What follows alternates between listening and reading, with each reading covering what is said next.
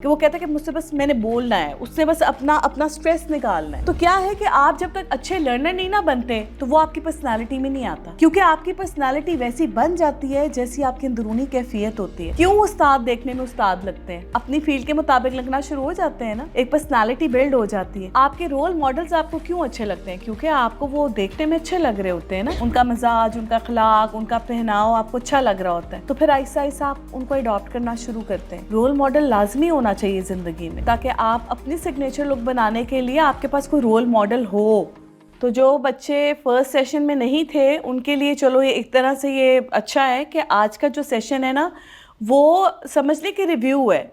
उसमें हमने जितने अभी तक के सेशन में जो कुछ भी पढ़ा हुआ है ना वो आपको बताया जाएगा। अब ये सेशन जो आपका पहला सेशन हमारा मिस हुआ है, तो उसके बाद जितने भी सेशंस हैं उसमें तो कुछ सीखा है ना, तो उन सब की भी थोड़ी थोड़ी चीज़ें मैंने इसमें ऐड कर दी थी। और ये रिव्यू है आपका कि आपने आपकी पर्सनालिटी कितनी एनहांस हुई है। आपने 6 मंथ्स तो हमने एटलीस्ट पढ़ा है, ऐसे ही है ना।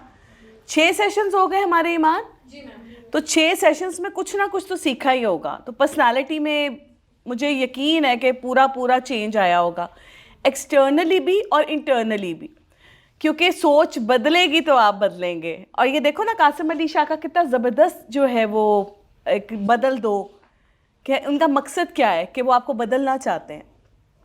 तो ये बदल दो। और इसमें जो हमारा ये चल रहा है प्रोजेक्ट तालीम मुमकिन, तो इस चीज़ को पढ़ाने का मकसद पता है क्या है कि इतने वेल एजुकेटेड हो जाते हैं लेकिन देखने में समटाइम्स लगता है कि वो वेल एजुकेटेड हैं नहीं, क्योंकि हम एक दूसरे को जब मिलते हैं तो हम एक दूसरे के बारे में ना एक परसेप्शन बिठाते हैं और उस परसेप्शन से हमें लगता है कि ये पढ़ा लिखा है या नहीं है। ऐसे ही है, हम एवेल्यूएट कर रहे होते हैं डिफरेंट बेसिस के ऊपर, और वो है पर्सनालिटी ग्रूमिंग।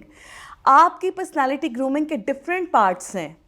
जिस तरह हमने बहुत सारी चीज़ों को पढ़ा और उन सारे पार्ट्स को इन्हांस करने का मकसद था तालीम मुमकिन का। अब ये हम आगे अपनी प्रेजेंटेशन को स्टार्ट करते हैं।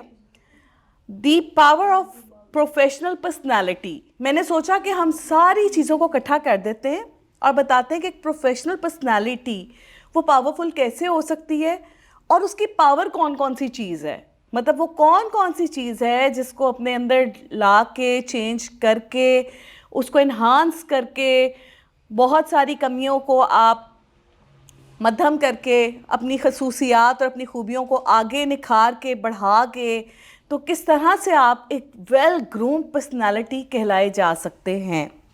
सो ये मेरा मकसद था इसका, the power of professional personality का। What we decide about people based on their visual look. ठीक है, अगर मैं इसको आसान अल्फाज में आपको बताऊं कि हम लोग किसी के बारे में जो डिसाइड कर लेते हैं बेस्ड ऑन उसके विजुअल लुक, कि वो दिखता कैसा है। ठीक है, इसमें how we shown up at work. आप जिस काम में, अब खैर से आप सब बच्चे जॉब्स पे आएंगे, आप लोगों की डिफरेंट किस्म की फील्ड्स होंगी। जब आप जॉब पर आएंगे तो हमें लोग जज कैसे कर रहे होते हैं, जैसे हम अपने आप को दिखा रहे होते हैं। दिखा हम बहुत सारी बेसिस पे रहे होते हैं, सिर्फ विजुअल लुक नहीं होती। ये आपको आगे जाके पता चलेगा और क्या क्या चीज़ें हैं।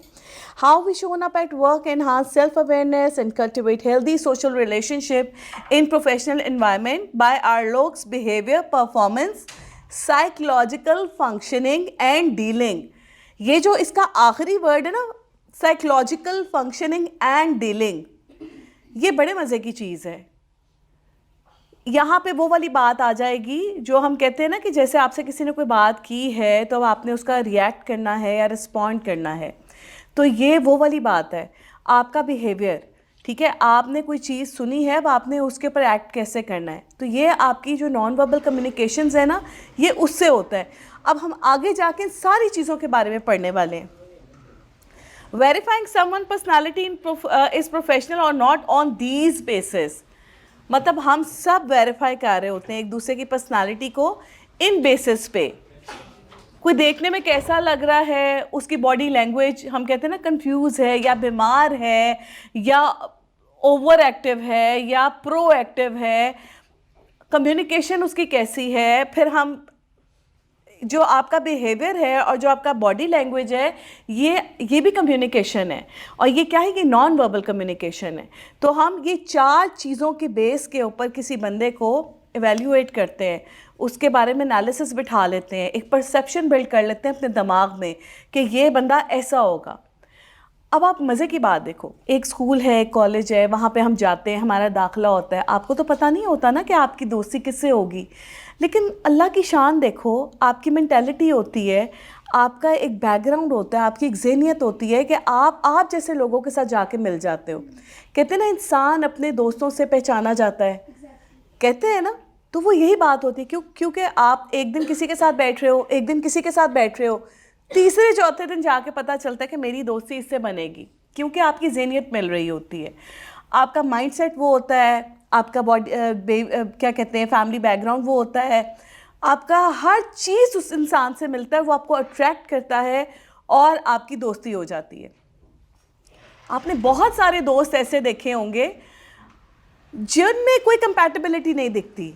एक बंदा देखने में बहुत सोबर है, लेकिन उसकी दोस्ती शरारती लड़कियों से हो जाती है, नॉटी गर्ल्स, हंसने खेलने वाली, प्यारी सी, चुलबुली सी, ऐसे होता है ना। आप खुद तो बड़े सोबर हो, लेकिन आपकी दोस्ती बिल्कुल एक ऑपोजिट बंदे से हो गई है। वो क्या चीज़ होती है? अब वो बिहेवियर होता है। वो बिहेवियर कैसे होता है? अब आप चाहते तो हैं कि आप भी शरारती हो, और आपके ऐसे जब आप दोस्त बनाते हैं तो उसका मतलब होता है कि आपके अंदर एक कहीं ना कहीं वो चाहत छुपी हुई है ना, एक बच्चा छुपा हुआ है। तो फिर आपको वो इंसान अच्छा लग रहा है और आपकी उसके साथ दोस्ती होना शुरू हो जाती है। ये कंपैटिबिलिटी होती है और ये आपकी नॉन वर्बल कम्युनिकेशन से आ जाती है। सो ये सारी जो आपकी हम बातें करेंगे विजुअल लुक की, इसमें आपकी कम्युनिकेशन, नॉन वर्बल कम्युनिकेशन, ये हर चीज़ हम डिस्कस करेंगे। हम अगर लुक्स की बात कर लें सबसे पहले, तो जैसा हमने पूरे अपने सेशंस में लुक्स लुक्स लुक्स लुक्स यही पढ़ा है। ड्रेसिंग कैसी होनी चाहिए, मेकअप कैसा होना चाहिए, हेयर स्टाइल कितना मैटर करता है, शूज़ कैसे होंगे, ज्वेलरी कैसी होनी चाहिए। हमने तो यहाँ तक कि गैजेट्स के बारे में भी पढ़ा था, ठीक है। फिर हमने ये भी कौन से ड्रेस के साथ कौन से शूज़ होने चाहिए ये भी पढ़ा था, if I am not wrong, ये पढ़ चुके हैं हम। फिर कलर साइकोलॉजी पढ़ी हमने कि कौन कौन से कलर का क्या क्या इम्पैक्ट है। तो ये हमने पढ़ा सब ड्रेसिंग के बारे में। ऐसे ही है, अगर किसी बच्चे से कुछ मिस हो गया है तो वो पिछले सेशंस निकाल के उसमें उसको ज़रूर पढ़े और देखे कि ट्रेंड क्या होता है। ट्रेंड क्या होता है बच्चों, कुछ आइडिया मुझे कोई बच्चा देगा? जो मैंने पढ़ाया ना मैं वो सुनना चाहती हूँ। मुझे कोई एक बच्चा हाथ खड़ा करे जो मुझे ट्रेंड की वो डेफिनेशन बताएगा जो मैं पढ़ा चुकी हूँ। मैंने क्या कहा था कि ट्रेंड वो होता है जो आपके ऊपर अच्छा लगता है। ट्रेंड वो नहीं होता कि जो आपने मॉडल की पिक्चर देखी और वो आपने कैरी कर लिया। और आप कई जगह पे मिस्टेक ऐसे करते हैं, मॉडल ने सूट पहना था, बड़ा अच्छा लग रहा था, आपने इंस्पायर होकर ख़रीद लिया।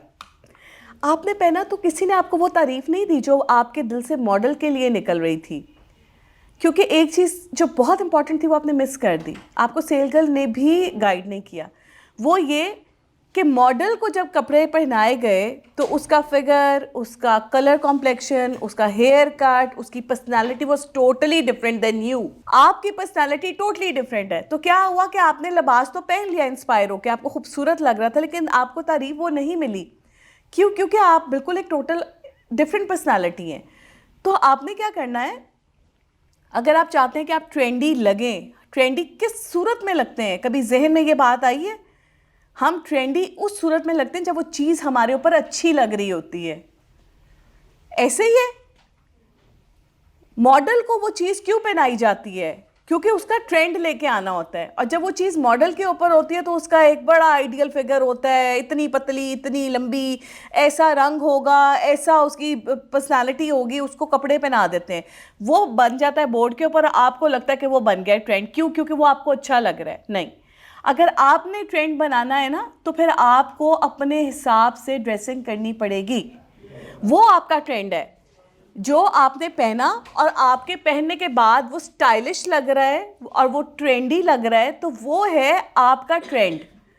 तो that is trend for you, और आप पे जो अच्छा लग रहा है आपने वो पहनना है, वो देखना है आपने, ना कि आपने किसी और की पर्सनालिटी से इंस्पायर होके आपने वो चीज़ ले लेनी है। फिर हमने पढ़ा था कलर्स के बारे में ड्रेसिंग में, कि पावर कलर्स कौन से होते हैं, जिसमें हम हमेशा बताते रहे हैं कि अगर आप प्रोफेशनल हैं और आपने ऑफ कोर्स एक प्रोफेशनल फील्ड में आना है और आप चाहते हैं कि आप लोगों को डिस्ट्रैक्ट ना करें, डिस्ट्रैक्शन का बायस ना बने, यहाँ तक कि लोग आपसे इंस्पायर होना शुरू कर दें, आपकी रिस्पेक्ट करने पर मजबूर हो जाएं, फिर चाहे वो ख़वातीन हो चाहे वो मर्द हो। आपने एक बात नोट की है, जो बच्चा बहुत प्रोफेशनल होता है, अब खैर से आप लोग जब अपनी प्रोफेशनल फील्ड में आओगे आप देखोगे कि जो बच्चा प्रोफेशनल होता है ना, उसके सीनियर्स भी उसकी रिस्पेक्ट कर रहे होते हैं। उनको पता होता है कि इस बच्चे से किस लहजे में बात करनी है, इससे किस लेवल पे आके बात करनी है। उनको ये पता होता है किस बेस पे, आपकी पर्सनालिटी के बेस पे। अगर आप देखने में डिसेंट लग रहे हैं ना, आपका लिबास अच्छा है, आपने एम्पावर्ड रंग पहने हुए हैं, आपकी चाल ढाल अच्छी है, आप बोलते ठहर ठहर के हैं, आप समझ बूझ के साथ जवाब देते हैं, तो ये आपकी ओवरऑल एक पर्सनालिटी बन जाती है।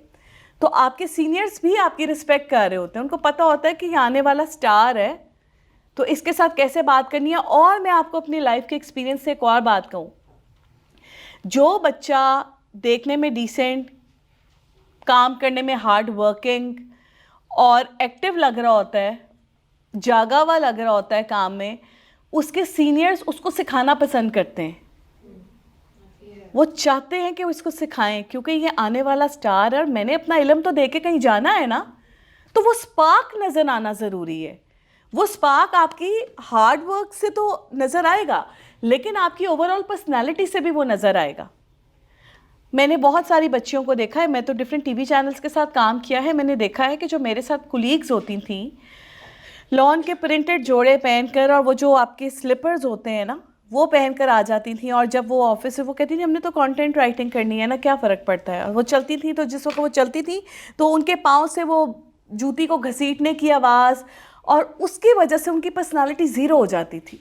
2-3 चीज़ों की वजह से, एक तो प्रिंटेड लॉन का सूट पहनकर आ गए, अब वो ऐसा ही शो करने जैसा घर के किसी कमरे में फिर रहे, वेरी कैजुअल लुक, बहुत कैजुअल लुक होती थी। अब वो इस तरह, मैंने आज तक किसी ऐसी लड़की को ऊपर जाते नहीं देखा। आई एम सॉरी, मुझे ये मत सोचना कि मैं जज कर रही हूँ, बट मैं अपना एक्सपीरियंस बता रही हूँ। उसके बरक्स मैंने वो लड़कियाँ जो देखी हैं ना, जो बड़ी वेल ड्रेस्ड होके आ रही हैं और काम भी टका के कर रही हैं।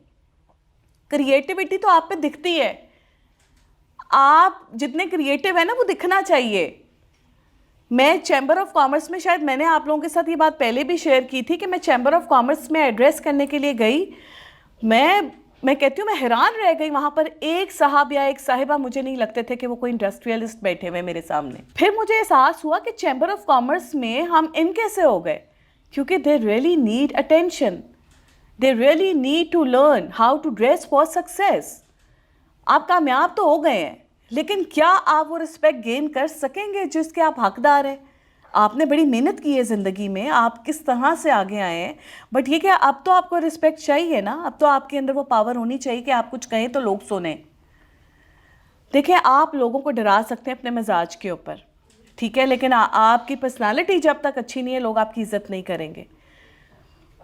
ज़बरदस्ती नहीं इज़्ज़त ले सकते, रोले डाल के। मैंने ऐसे ऐसे बॉसेस के अंडर काम किया है कि जिनको मैंने हमेशा लोगों के ऊपर हाइपर होके शाउट करते देखा है, मुझे तरस आता था उनकी पर्सनालिटी पे। ऐसे अदारों में मैंने 3 महीने 4 महीने काम करने के बाद छोड़ दिया, क्योंकि जब मैं छोटी थी तब भी मैंने अपने आप को बड़ा कोशिश किया मेंटेन रखूं, मेरा बोलने का अंदाज़ ऐसा हो कि लोग इंस्पायर हों, मैं गौर से समझूं कि कोई मुझे क्या बात कह रहा है। आप यकीन करें, जिस वक्त मैं सेशंस अटेंड किया करती थी, आज मैं सेशन दे रही हूँ, तो मेरे साथ मेरे सीनियर होते थे, तो मैं जब उनके साथ सेशन करने के लिए जाती थी तो मैं अपने ड्रेस फॉर सक्सेस का थोड़ा सा इंट्रो दिया करती थी, और बाकी मेरे सर जो है वो उसको आगे लेके चलते थे। हमने पहले से डिसाइड किया था कि हम इस प्रोजेक्ट को ऐसे लेके चलेंगे। तो जब मैंने आ जाना ऑफिस वापस, हमने कहीं से आना, किसी इंडस्ट्री में जाते, कभी यूनिवर्सिटीज़ में जाते, तो जब मैंने ऑफिस वापस आना तो मुझे सर ने पूछना कि हाँ आपको क्या क्या बात सही लगी और क्या क्या बात।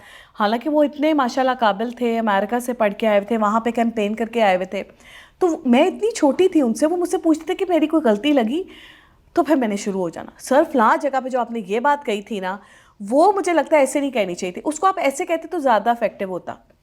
एक दिन सर मुझे कहने लगे, मैं बड़ा हैरान हूँ, आप तो मेरे सेशन को सबक की तरह याद करके आती हैं, आपको एक एक चीज़ का पता होता है। तो क्या था कि वो मेरी अटेंशन थी, मैं इतनी खो जाती थी उस चीज़ के ऊपर कि मैं उसका एक एक फ़िक्रा अपने जहन में बिठा लेती थी। कहाँ पे सर ने पॉज लिया था, कहाँ पे लंबा ले लिया, कहाँ पे इंट्रो को ज़्यादा ही खींच दिया, कहाँ पे तारीफ़ें ज़्यादा लग रही थी, नॉलेज कम लग रही थी। मैंने हर चीज़ को उनके साथ बैठ के डिस्कस करना, और मैंने इस चीज़ से बड़ा सीखा।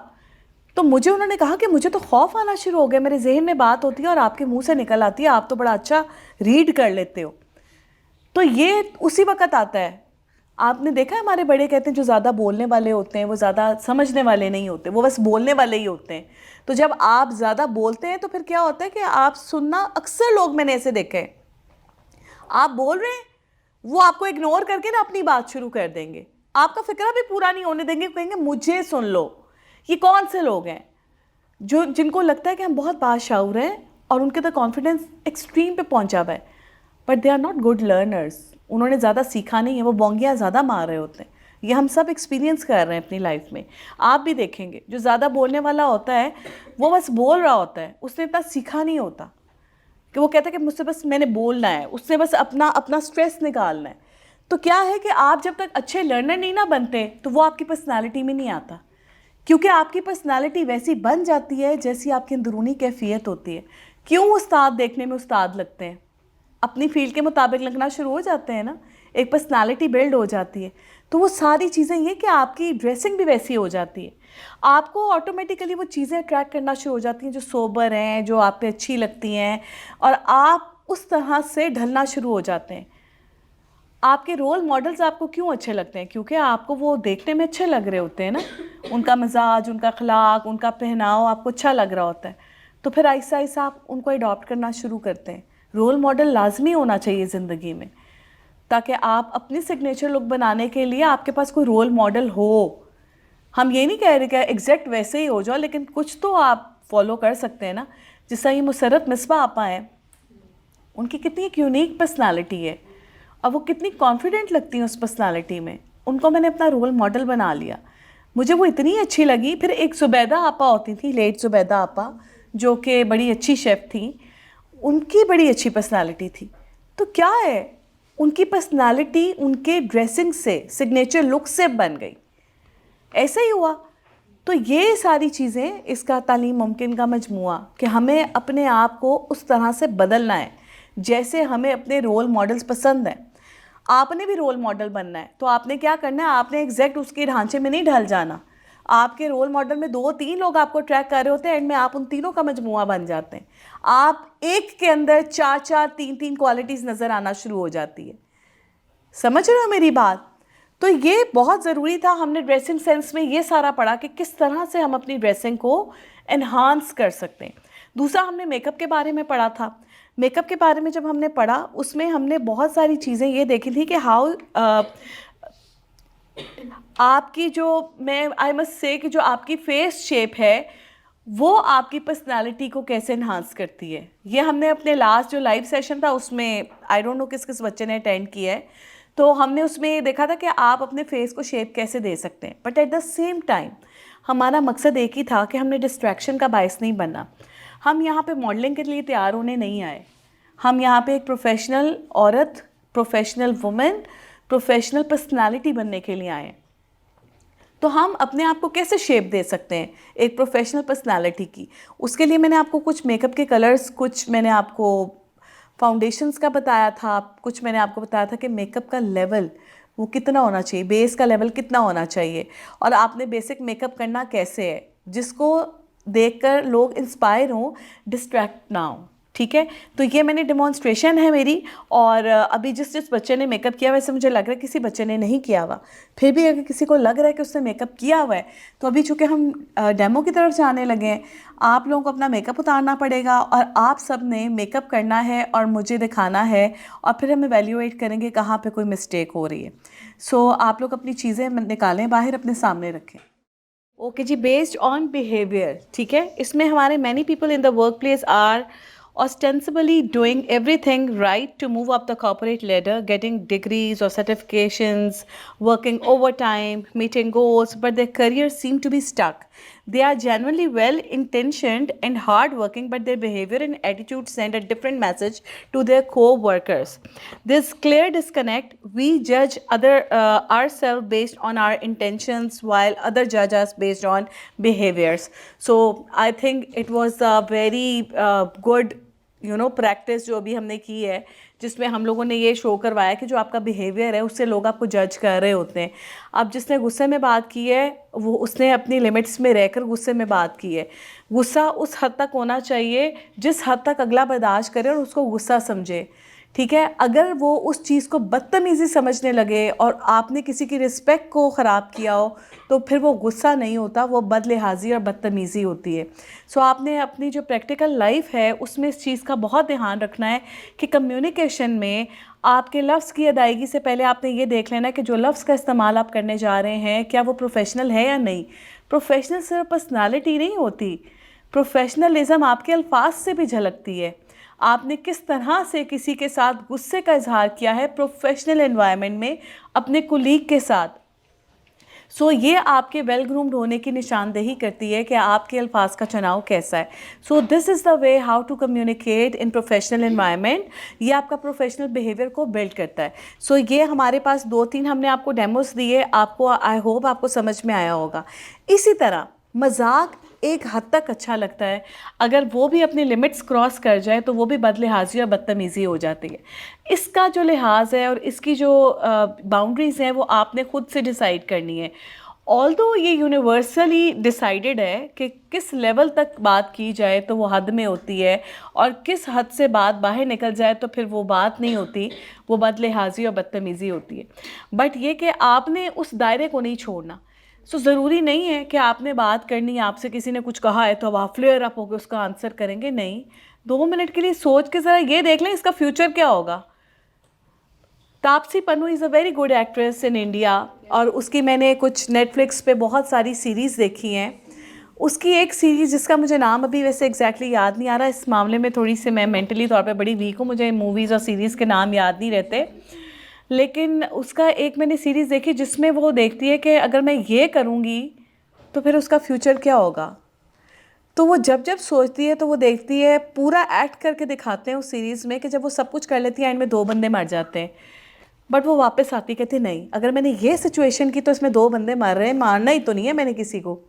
फिर वो एक दूसरी सिचुएशन में जाती है, उसमें कहती 4 बंदे मर जाएंगे, नहीं मैंने ये नहीं करना.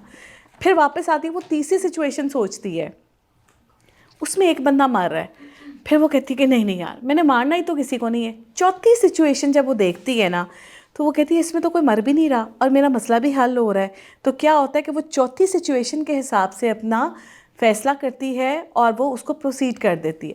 खैर ये तो एक एग्ज़ाम्पल मैंने आपको दी है. तो बात ये थी कि वो उसने सोचा कि किस एक्ट का कितना नुकसान होगा, उस नुकसान से बचने के लिए उसने दूसरा एक्ट, फिर तीसरा और फाइनली चौथे पे उसने देखा उसका नुकसान कोई नहीं है लेकिन मसला हल हो जाएगा. चोर चोरी करने से बच जाएगा, जिसके घर पे डाका डल रहा है वो बच जाएगा और इस तरह किसी का कत्ल भी नहीं होगा, पुलिस केस भी नहीं बनेगा और सब कुछ नॉर्मल हो जाएगा. तो क्या होगा कि उसने सॉल्यूशन देखते हुए फ़ैसला किया. हम लोग क्या करते हैं, ठीक है हमारी लाइफ एक मूवी तो नहीं है, हमारे पास इतना टाइम भी नहीं है, लेकिन मैं जैसे एक एग्जांपल दे रही हूँ कि जब आपको गुस्सा आता है और आप किसी से बात करने लगते हैं ना तो आप अपने कमरे में बैठा करें. अपने कमरे में बैठ के तो पहले उस गुस्से को फारिग किया करें. कोशिश किया करें कि लेट्स से छोटा सा मैं आपको एग्जांपल देती हूँ. एक बार क्या हुआ, इसमें ना तो मैं कोई अपनी बड़ाई पर आपको बयान कर रही हूँ, मैं जस्ट एक एग्जांपल दे रही हूँ कि किसी एक बंदी के साथ ना मेरा थोड़ा सा कन्फ्लिक्ट था मेरे ऑफिस में और मुझे पता था कि मैं एक हाई पोस्ट में थी और वो एक जूनियर पोस्ट पे थी. वो बहुत पुरानी थी लेकिन उसको कोई फायर नहीं करना चाहता था, वो काम बहुत अच्छा करती थी. तो फिर मैंने शुरू में मैं बहुत जलती थी कि ये जो मैं कहती हूँ ये उसके अगेंस्ट जा रही है और जो बाकी कह रहे हैं ये वो कर रही है, और मतलब बहुत सारे सवाल मेरे जहन में आते थे. फिर एक दिन मैंने अपने आप को ठहरा कर ये सोचा कि मेरा उसके साथ मुकाबला नहीं है और मेरा उसके बारे में कुछ गलत सोचना ये मेरी निशानदेही करेगा कि मैं कितनी बुरी इंसान हूँ। और मैं उसके बारे में ऐसा सोच रही हूँ, क्या मुझे मेरा ओहदा या मेरी शख्सियत इस बात की इजाज़त देती है कि मैं किसी के बारे में इतनी फ्लेयर अप हो जाऊँ? क्या पता अपने रब के नज़दीक वो बहुत अजीम हो। और कुछ मुझे उसकी बैकग्राउंड का जब पता चला तो मैंने कहा कि वो डिज़र्व करती है इस जॉब को। तो मैंने अपने आप को बहुत ज़्यादा मध्यम करना शुरू किया और मैंने अपने आप को खुद ही से कूल डाउन किया। मेरे उसके साथ बारहा ताली दोनों हाथों से बजती है, आप अपने आप को जितना भी कूल डाउन कर लें अगले को भी करना चाहिए, जो कि वो नहीं कर रही थी। तो मेरा अल्लाह का करम हुआ कि मैंने अपना डिपार्टमेंट चेंज करवा लिया और मेरा डिपार्टमेंट चेंज हुआ। तो उसके बाद से सारे मामलात नॉर्मल हो गए, क्योंकि फिर मेरा उसके साथ कोई कनेक्शन नहीं बनता था। मैंने ये सोचा, मैं अपनी ब्रेनस्टॉर्मिंग हमेशा खुद करती हूँ। मेरे साथ कोई कितना भी धोखा दगा कुछ भी कर जाता है ना, मैं अपनी ब्रेनस्टॉर्मिंग खुद करती हूँ। क्योंकि बाहर आने वाले जो होते हैं ना, उनसे अगर आप अपना कोई भी पॉइंट देंगे तो इसका मतलब ये कि आपने अपना कोई वीक पॉइंट दे दिया है। आप अपनी कोई भी सीक्रेसी, कोई भी प्राइवेट बात अपने हद तक रखेंगे तो वो प्राइवेट है। जैसे ही आपने दूसरे के साथ शेयर की तो वो तो फैल जाएगी जंगल में आग की तरह। और उससे क्या होगा कि लोग आपको फ्लेयर अप करने में बड़ा अच्छा रोल प्ले करते हैं, एक अच्छा किरदार निभाते हैं। अगर आपने किसी से, आजकल का जो दौर है प्रोफेशनलिज्म की बात हो रही, कॉलेज स्टूडेंट्स की बात नहीं हो रही। प्रोफेशनलिज्म में क्या चलता है, आपका कुलीग आपके साथ बैठकर खाना खा रहा होता है, लेकिन आपके साथ बातों में वो आपकी कोई एक ऐसी वीकनेस पकड़ लेता है, वो जाकर सीनियर्स को बता सके कि इसके जहन में तो ये चल रहा है, और वो बात फिर कोई से कोई रंग पकड़ सकती है। तो क्या है कि आपने अपनी कम्युनिकेशन में ना और प्रोफेशनल एनवायरनमेंट में ना अपने बिहेवियर को इतना अच्छा भी नहीं रखना कि आप अपनी हर अंदर की बात या अपना मसला अपने किसी भी क्लोज़ कुलीग के साथ करें। आपने चीज़ों को अपने हद तक रखना है और कदम फूक फूक के रखना है। किसी के बारे में कोई गलत प्लानिंग्स भी नहीं करनी, ठीक है। अल्लाह को याद रखना है, क्योंकि ये मकाफ़ाते अमल है और आपको दुनिया में हिसाब किताब हो जाता है आपका। लेकिन आपने किसी के बारे में तो कुछ बुरा प्लान नहीं किया ना, लेकिन अपने बारे में किसी को कोई ऐसे क्लू भी नहीं देने, क्योंकि कोई दोस्त नहीं होता प्रोफेशनल लाइफ में, सब कुलीग्स होते हैं। कुलीग्स की कुछ बाउंड्रीज़ होती हैं और आपने उन बाउंड्रीज़ को मेंटेन रखना है। ये आपका जो है ना बेस्ड ऑन बिहेवियर में बहुत इंपॉर्टेंट एक चीज़ थी जो मैंने पहले आप लोगों को नहीं बताया हुआ था। हमारे यहाँ क्वालिटीज़ ऑफ प्रोफेशनल बिहेवियर ये होती हैं कि जब आपको किसी भी ओहदे पे तरक्की मिलती है ना, तो इन बेसिस पे मिलती है। आपको आपका एम्प्लॉयर देख रहा होता है कि आप ड्राइवर हैं, लीडर हैं, आपकी पर्सनालिटी इस काबिल है कि आप उस कंपनी का नाम रोशन कर सकें। क्या आपके पास डेलीगेशन आए तो आप उसको हैंडल कर सकेंगे?